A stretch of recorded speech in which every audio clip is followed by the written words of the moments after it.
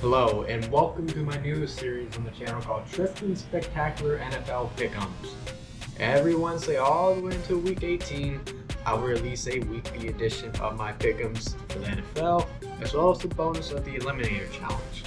We're going to have lots of fun doing this, and we can get an idea what to expect week by week. And I promise you, these picks will be spectacular. How this will work is we'll go game by game from the typical Thursday night football all the way to the last game, aka Monday night football.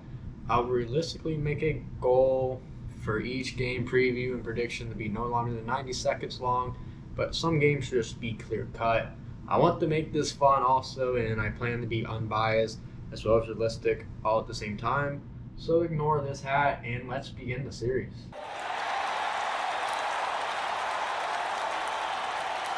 For Thursday night football, we had the Dallas Cowboys and the Philadelphia Eagles. And as we know, the Eagles won the Super Bowl, and they'll be going up against their divisional rival. And for me, this one is quite clear as Philadelphia has the number one running back in the league with Saquon Barkley, and they're fairly healthy, but they're missing tight end Dallas Goedert, so that will be something to look at. Dak Prescott returns from an injury. I'm not too sure what we're going to see out of him first off. So I feel it could be a hit or miss, and they lost Parsons as well going to Green Bay. So for me, this is Philadelphia on their home field. On Friday night in Brazil, where Corinthians plays, we have the Kansas City Chiefs going up against their divisional rival, the LA Chargers. So in my opinion, I don't feel Kansas City has the ideal wide receivers and running back at the moment. And we also have Rashee Rice suspended for the stuff he's been doing. But it's all just going to take Patrick Mahomes, Travis Kelce, and then you got Xavier Worthy too, and some help from the referees. And the Chargers do look healthy and all, but I am curious how their run game is going to be and how McConkey will do after his last season. So I'm going to go with Kansas City just to play it safe. The first Sunday game features my team, Tampa, going up against the Atlanta Falcons, which is a divisional rivalry. So these can be really hard to predict because it's divisional rivals, obviously. And Tampa Bay has found ways to lose to Atlanta in recent memory. And it will also be Michael Penix's first season full-time as the quarterback. He got some reps last year. I don't think he'll be bad. He'll need more development though. They do got Bijan Robinson, who I do believe will be an X factor. I am going to go with my team as they just got a bunch of weapons offensively, but they will be lacking at tight end without Cade Otton, it sounds like. Next, we had the Cincinnati Bengals at the Cleveland Browns. And unless Joe Flacco is going to pull off some magic in the first game of the season, which is by all means possible, Cincinnati should very well win this game with Joe Burrow and Shakir in the bag, essentially. In this game, we have two quarterbacks that fans question about. However, I would still take Tua over Daniel Jones by all means. Miami does have a lot of offensive weapons, and the Colts offense does look fairly new, and Miami should be able to defend better as well and give the Colts new rookie tight end some problems too. So I'm going to go with Miami. This very well could be a good game. The Carolina Panthers ended up getting their new number one wide receiver from the University of Arizona, McMillan, while Jacksonville got Travis Hunter from Colorado. I'm not trying to overhype them up, but the fact is, Trevor Lawrence has another wide receiver that is the number one, and that is Brian Thomas Jr., that may have a breakout year, and I feel that could be the difference maker in this game. As much as I dislike the guy, as in the head coach of Jacksonville, he does have a very great offensive scheme, so give me Jacksonville. We have the Las Vegas Raiders at the New England Patriots, and this is honestly a tough matchup, but it is low-key exciting to an extent as these teams should be on the come-up. You have Pete Carroll returning to head coaching, which is for the Raiders, and he is used to some personnel like Geno Smith, and he also has the number one running back from this year's draft, Ashton Genie. So it very well could be a very big year for him. And the Raiders do have some players I do like offensively, including Jacoby Myers. And on the other end, I do believe Drake May will be having a big year, and he will be thrown to Stephon Diggs, notably, who was coming off a major injury. I am going to go with the Raiders, as I think Daniel Carlson kicking could be the difference maker. Oh boy. Well, I feel we can all conclude with Spencer Rattler playing quarterback that Arizona will fairly blow this team out of the water, so it's a no-brainer. And I'm also considering whether New Orleans ends up losing every game this year. Not because I don't like them, because I don't, but we'll just watch from afar and see what happens. In this game, we have Aaron Rodgers going up against his former team, and that's also the same for Justin Fields.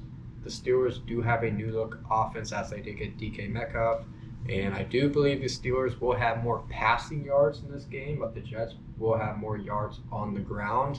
And both teams do have good defenses, but the Steelers very well may be the number one in the league, so I'm going to go with Pittsburgh here. We have the Giants at the Commanders, and I do feel the New York Giants are heading in the right direction. They got some youth on their team. They got Malik Neighbors as their number one wide receiver, and he will have Russell Wilson throwing to him. But the Washington Commanders went from 0 to 100 last season. I do expect that to be the same, but their running back situation does need to be looked at unless Austin Eckler becomes his true self.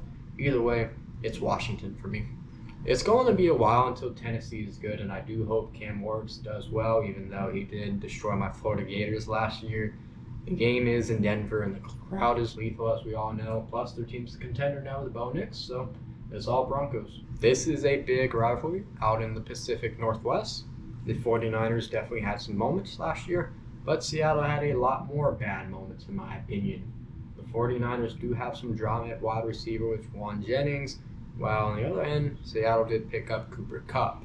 However, I believe that the 49ers now have a two-headed monster at running back with the addition of Brian Robinson Jr., and the run game is going to be the difference for San Francisco to win. The Detroit Lions lost both their offensive and defensive coordinators over the offseason, meaning things may look a lot different. I still believe we're going to see some risky play calls, which is what makes Detroit exciting to watch. Green Bay is going to try to take advantage of their new staff adapting, but I do believe Detroit has all the weapons to win still, but the chemistry is something to keep eyes on. We have the Houston Texans, who look a little different at wide receiver, as well as running back with the detrimental loss to Joe Mixon. I don't know what we'll see in Nick Chubb either. On the other end for the Rams, they are completely healthy, and they added Devontae Adams, meaning the field very well could open up for the Rams to take advantage of. I do like both teams and all, but I'm going to slide with the Rams here since I expect Houston to have some struggles this year. What a beautiful matchup we have for Sunday Night Football. These are two teams with two elite quarterbacks, and the Ravens are looking for some revenge. And I do like Derrick Henry a lot, and he may be used more than usual nowadays in this game. Specifically, I feel Lamar Jackson's just going to be Lamar Jackson. But on the other end, you do have Josh Allen as the MVP with young wide receivers that are good. So I don't have a concern about them. But for some reason, I am feeling like this game's going to be decided by a field goal. And I'm siding with Baltimore's new kicker that silenced the crowd at the end. And lastly, Monday Night Football features a divisional matchup out in Chicago. We will finally get to see J.J. McCarthy play quarterback, and we'll see how Caleb Williams does as a second-year quarterback. The Bears drafted a new tight end, while the Vikings seem a little weak offensively right now with some potential injuries, so that could be a problem. However, I'm still going to stick with my gun. I'm going to say the Vikings win, but do not be surprised, however, if Chicago ends up pulling an upset to start the year 1-0, because if there's any team that can pull an upset that we've talked about, it's Chicago, the last team we've talked about. Also, for my tiebreaker prediction for Monday Night Football, I'm eyeing a total of 45-point score with a 24-21 scoreline. Lastly, we're going to see how we do with this elimination challenge.